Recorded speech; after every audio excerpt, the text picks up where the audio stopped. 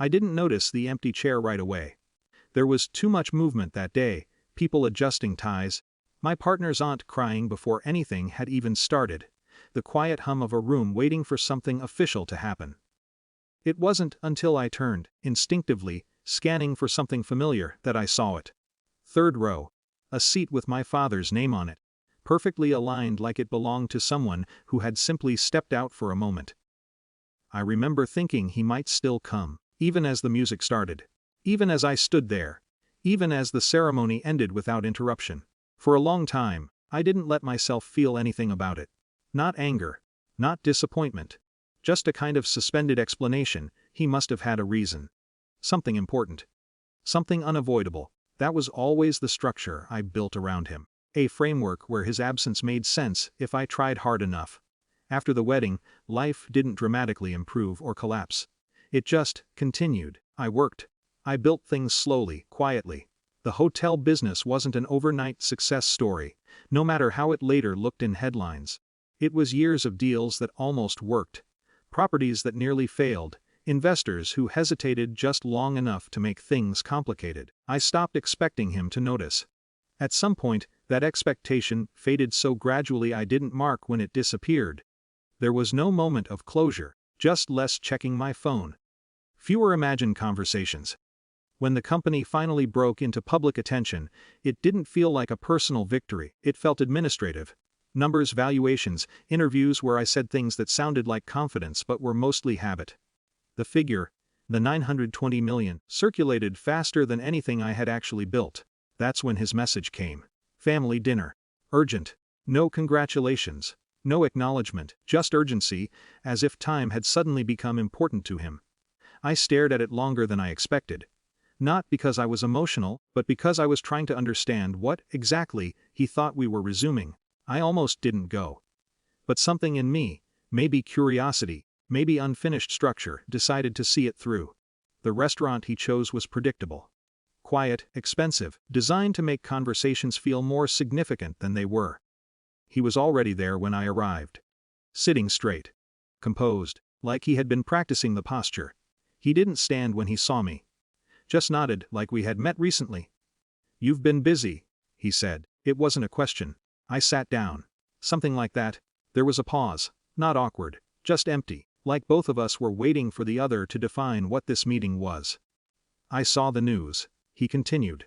Impressive. The words sat between us, carefully placed, not warm, not dismissive, just usable. "Thank you." He leaned back slightly, studying me in a way that felt more evaluative than personal. "You've done well for yourself." There it was. The closest thing to approval I had heard from him in years. Maybe ever. But it didn't land the way it used to. It didn't fill anything. It didn't resolve anything. It just existed. "You should have told me," he added. I almost smiled. Not out of humor, but recognition. The shift was subtle, but clear. The narrative was already being adjusted. My silence, my distance, it was being positioned as the missing piece, not his absence. "I wasn't sure you were interested," I said. He waved that off lightly. Family should always be informed, regardless of circumstances. Family. The word felt functional in his mouth. For a moment, I watched him, not as my father, but as someone trying to regain control of a conversation that had already moved past him. His tone was measured, but there was something underneath it. Not desperation. Not quite, but a recalibration. "I've been meaning to talk to you," he said. "There are things we should discuss. Opportunities, alignment." That word, alignment, felt the most honest thing he'd said. I nodded slowly, reaching into my bag. "I actually brought something for you too." I placed the envelope on the table between us. Plain, unmarked. It didn't belong in a setting like this, which made it more noticeable. He glanced at it, then back at me. "What's this?" "Just something you should be aware of." He opened it without hesitation. His expression didn't change immediately. He read carefully, the way someone does when they expect information to confirm their assumptions. Then he paused. "Read a line again." His posture shifted, not dramatically. "This is..." he started, then stopped. "It's an eviction notice," I said, evenly. Silence settled over the table, not tense, not explosive, just heavy. "The property your firm has been leasing for the past 8 years, it was acquired last quarter." Through a subsidiary. I didn't rush the explanation. It didn't need emphasis. He looked up at me then, really looked. Not evaluating. Not positioning, just trying to understand the shape of what had just happened. You're removing us. It's a standard process, I replied. Nothing personal. The redevelopment plan was approved last month. There it was, the authority. Not raised voices. Not confrontation. Just documentation. Finalized decisions. A system that didn't require emotional permission. He leaned back again, but this time it wasn't composed. It was recalculating, he said quietly. I reviewed all major acquisitions, I said. This one included. Another pause. Longer this time. You could have told me earlier.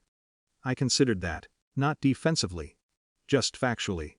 You could have come to the wedding. It wasn't sharp. It wasn't even accusatory. Just a statement placed where it belonged. He didn't respond. For the first time in the conversation, he didn't seem to have a structure ready. I didn't think, he began, then stopped again. And that was it. Not an apology.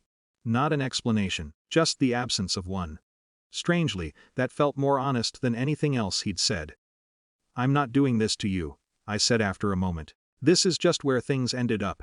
He nodded slowly, though it wasn't clear if he agreed or simply understood that the conversation wasn't his to guide anymore.